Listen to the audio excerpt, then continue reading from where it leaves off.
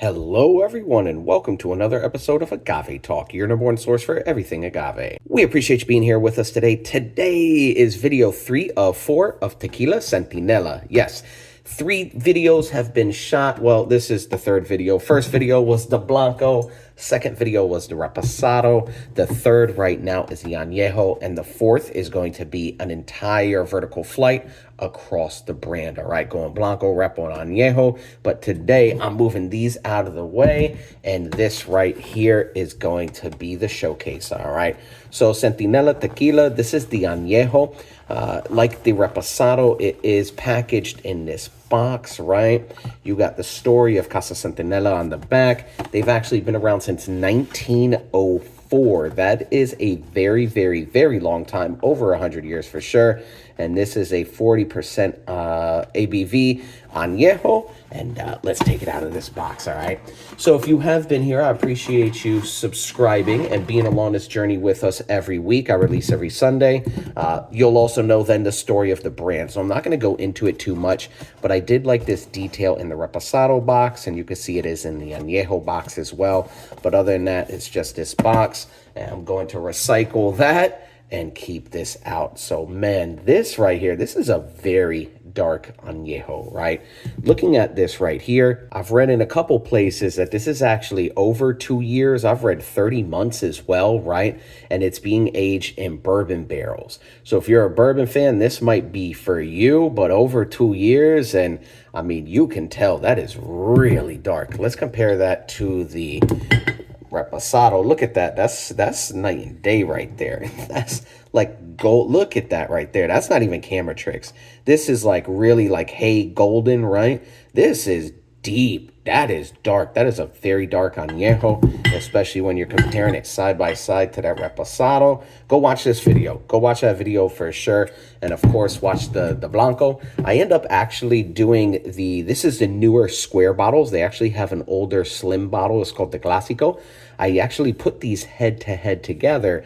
So for the Añejo, I do not have a Clásico bottle. Off the top of my head, they don't even make a Clásico Añejo, right? But they did with the Blanco and Reposado. So this right here, this is going to be a treat for sure. I can't wait to pop this open, and that's exactly what I'm going to do, all right? So let me take this plastic off. Like I said, I've gone into the history of the brand. I really, especially when I'm doing a vertical flight video, I always like to include that in the very beginning in that Blanco, right?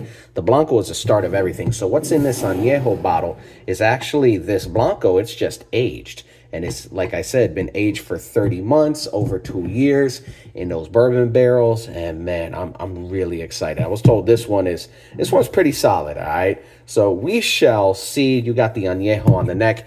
And like the others, it's just a screw top. So let your bottles unscrew. No popping going on. Just a plastic screw top with a 1904. The year it was established. And you got kind of like that crest going on, all right?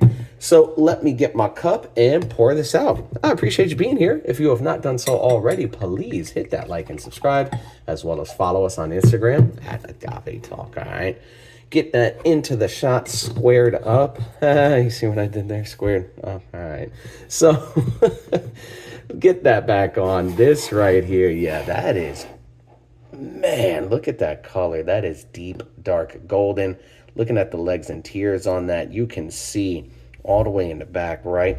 And on the front as well. Man, that's going to be a nice mouthful. That's really not going anywhere. Let me get this out of the shot slightly and kind of get that. Man, yeah, look at that.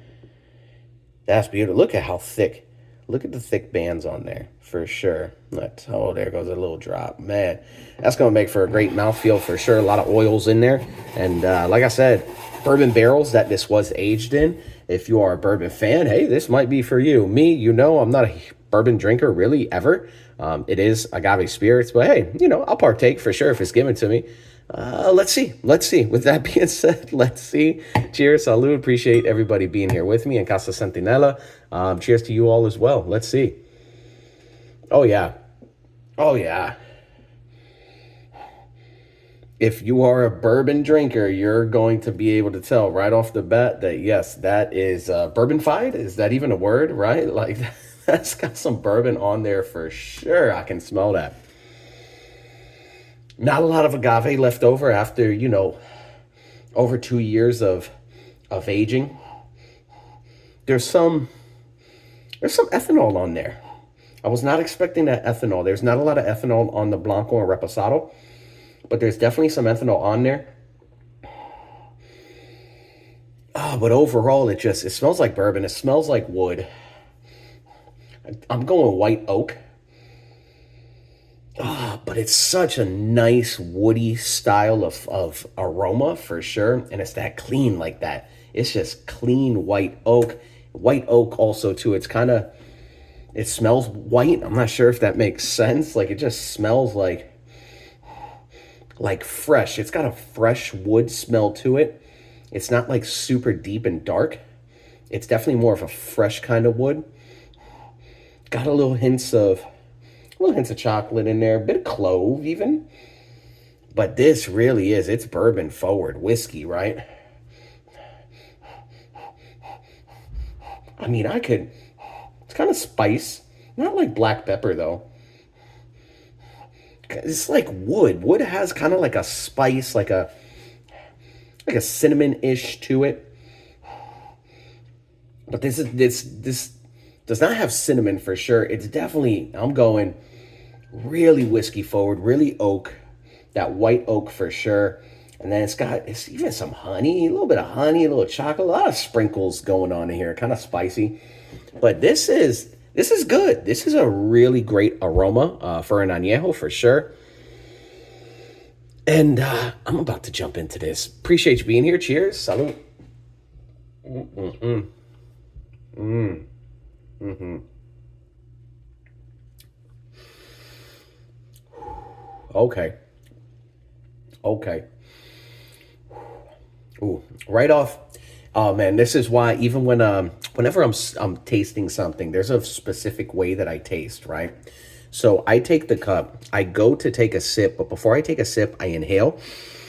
I take the sip, kind of swirl it around my mouth, swallow, and then exhale, right?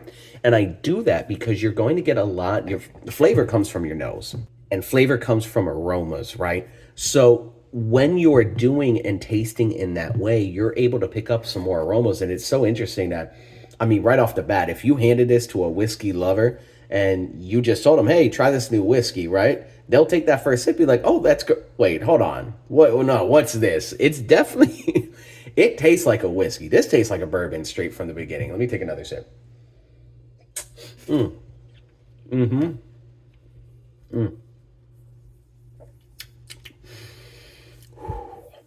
While I'm just holding it in my mouth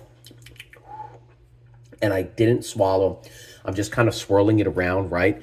It is it tastes like bourbon. It tastes like whiskey for sure. But after you swallow, it's a long finish and you're getting kind of like, what is that? Like if you're a whiskey person, you're like, nah, that's not whiskey. There's a little bit of agave on there for sure, but it's more just kind of that wood. You're getting some of that spice in there. But like I said, even it's kind of like oak, a little bit of honey. There's a lot going on here. And even as I talk, though, really that dominant flavor that I am getting on my palate is both oak and whiskey. So let me take this last sip. Mm-mm-mm. Mm-mm-mm. Oh, yeah. Yeah, so like I said, it's got a little bit of a bitterness in there. It's a little bit of that chocolate, but it's dry. It's making for a long finish. It's dry at the end, whiskey up front, and it's got like a caramel kind of taste to it, but it's not like super deep.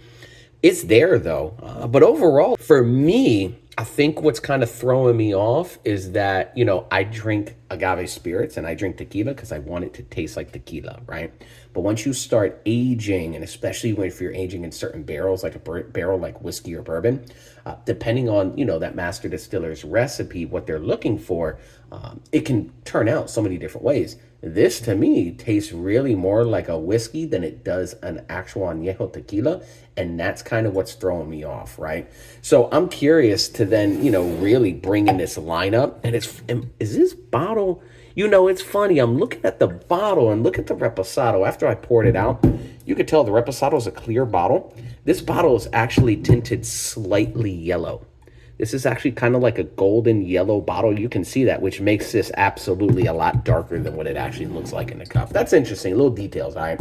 So I am curious, and I am going to do this video. Let me get the cup out the way. That vertical flight going from the Blanco to Reposado to the Añejo, right? What's in these two bottles is what's in this bottle. It's just aged across. So stay tuned for that. I appreciate you being here. If you have not done so already, hit that like and subscribe, as well as follow us on Instagram at Agave Talk, all right? Appreciate you being here. Go watch that video, watch these videos, and take care, everybody.